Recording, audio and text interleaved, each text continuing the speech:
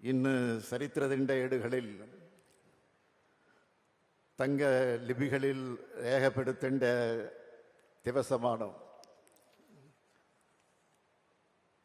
പ്രവേശനം നിഷേധിക്കപ്പെട്ട വൈക്കത്ത് തന്റെ പെരിയാറിന് നമ്മൾ ഒരു സ്മാരകം നിമിച്ചിട്ടുണ്ട്. ഒരിക്കൽ തന്റെ പെരിയാറിനെ അറസ്റ്റ് ചെയ്ത് ജയിലിൽ അടച്ച വൈക്കത്ത് തന്നെയാണ് തമിഴ്നാട് കേരള സർക്കാരുകളുടെ പേരിൽ നമ്മൾ ഈ പരിപാടി ആഘോഷിക്കുന്നുള്ളത്. தந்தை பெரியாருக்கு எதிராக யாகமெடுத்த ஊர்ல இன்னைக்கு புகழ்மாலை சூட்டி இருக்கக்கூடிய நிகழ்ச்சி நடந்து கொண்டிருக்கிறது. இதுதான் பெரியாரின் வெற்றி, பெரியார் இயக்கத்தின் வெற்றி, திராவிட இயக்கத்தின் வெற்றி. அந்த வகையில் சமூக நீதியின் வரலாற்றையும் இந்த நாள் பொன்னெழுத்துக்களால் பொறிக்கப்படும். பெரியார் தொடங்கிய திராவிடர் கழகத்தினுடைய தலைவர் ஐயா ஆசிரியர் அவர்களுடைய முன்னிலையில் பேரறிஞர் அண்ணா அவர்களால் தொடங்கப்பட்ட திராவிட முன்னேற்ற கழக தலைவரான நான் தமிழ்நாட்டினுடைய முதலமைச்சர் என்ற பொறுப்போடு இந்த நினைவகத்தை திறந்து வைக்கிறது எனக்கு கிடைச்சிருக்கக்கூடிய மிகப்பெரிய வரலாற்று பெருமையாக அமைந்திருக்கிறது. இந்த நேரத்தில் என் நெஞ்சின் ஆழத்தில் ஒரு சின்ன வருத்தம் ஏற்பட்டிருக்கு.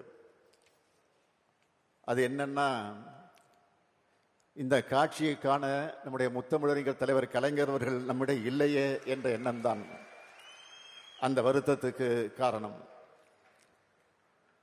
கடந்த ஆண்டு மார்ச் மாதம் 6ஆம் நாள் தோல் சீலை போராட்டத்தோட 200வது ஆண்டு விழா நாகர்கோவிலில் நடந்தது. நானும் சகாவு பினராயி விஜயன் அவர்களும் அந்த நிகழ்ச்சியில கலந்து கொண்டோம். வைக்கம் நூற்றாண்டு விழாவை மிக சிறப்பாக நடத்தணும்னு நான் குறிப்பிட்டு பேசினேன். 2023ஆம் ஆண்டு ஏப்ரல் 1ஆம் தேதி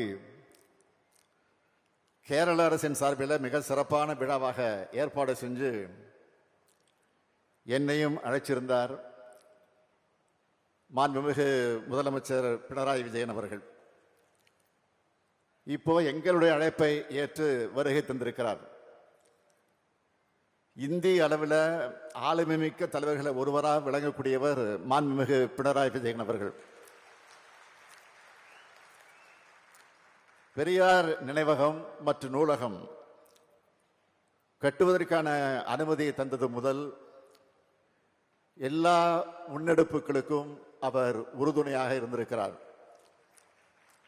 அவருக்கும் கேரள அரசுக்கும் கேரள அமைச்சர் பெருமக்களுக்கும் அதிகாரிகளுக்கும் என்னுடைய அன்பையும் மரியாதையும் நன்றியும் நான் இந்த நேரத்தில் தெரிவித்துக் கொள்ள விரும்புகிறேன். வைக்கம் போராட்டம் எப்படி கம்பீரமானதோ அதே போலவே இந்த நினைவகத்தையும் கம்பீரமாக அழகியலோடு அறிவு கருவூலமாக உருவாக்கி இருக்கக்கூடிய தமிழ்நாடு அரசினுடைய பொதுப்பணித்துறை அமைச்சர் ஏவா வேலு அவர்களை நான் மனதார பாராட்டுகிறேன். அவருக்கும் இந்த துறையின் அதிகாரிகள், அலுவலர்கள், கட்டுமான நிபுணர்கள் எல்லோருக்கும் என்னுடைய பாராட்டுக்கள். இதற்கான முன்னெடுப்புகளை மிக சிறப்பாக எடுத்த செய்தித்துறை அமைச்சர் மு.பே. சாமிநாதன் அவர்களுக்கும் என்னுடைய பாராட்டுக்கள், வாழ்த்துக்கள்.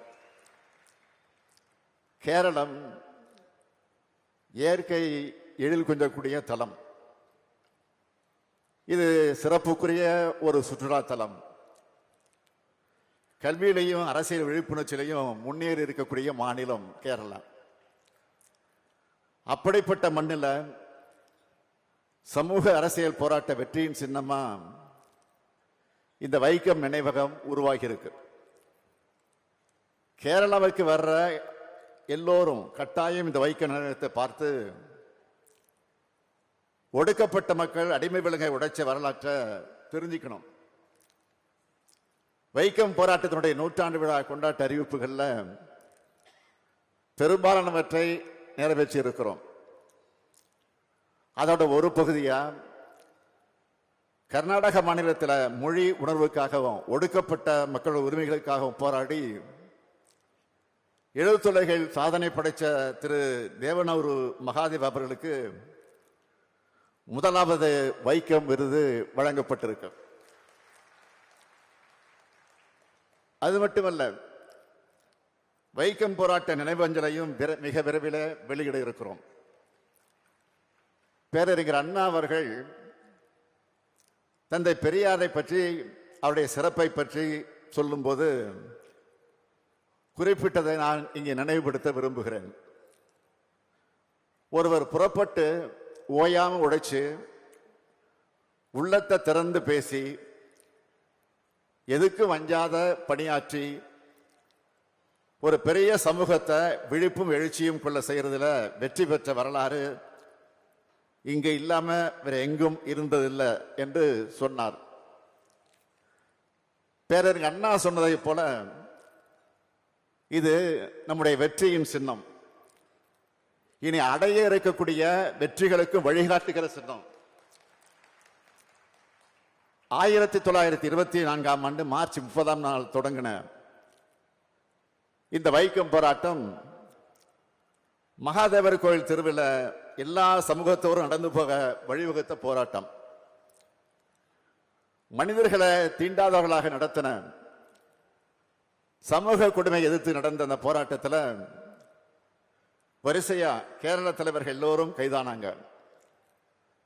இங்கிருந்து தமிழ்நாடு காங்கிரஸ் கட்சி தலைவராக இருந்த தந்தை பெரியார் அவருக்கு அழைப்பு விடுத்தாங்க. அந்த கடிதம் கிடைச்சதும் தந்தை பெரியார் அவர்கள் ஏப்ரல் 13 இங்க வந்தார். ஏதோ ஒரு நாள் வந்துட்டு அந்த அடையாள போராட்டமாக நடத்திட்டு பெரியார் திரும்பி போயிடல. கிட்டத்தட்ட 5 மாத காலம் இங்கேயே தங்கி போராட்டத்தை நடத்தினார். 2 முறை அவரை கைது செஞ்சு சிறையில் அடைச்சாங்க. 74 நாள் சிறைவாசம் அனுபவிச்சிருக்கிறார். அந்த சிறைவாசத்தில் அரசியல் கைதிகளுக்கான மரியாதை தரப்படாம கொடுமைப்படுத்தப்பட்டிருக்கிறார். இது கேரள தலைவர்கள் ஒருத்தராக இருக்கக்கூடிய KP கேசவமேனன் அவர்கள் பந்தனத்தில் நின்று என்ற புத்தகத்தில் அதை பதிவு செஞ்சிருக்கிறார்.